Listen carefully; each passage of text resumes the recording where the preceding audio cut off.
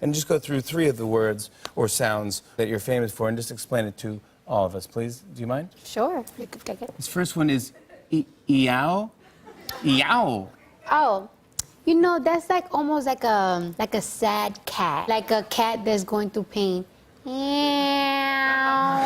The second one is, same spelling. This is eow, but it's higher. No. Ow!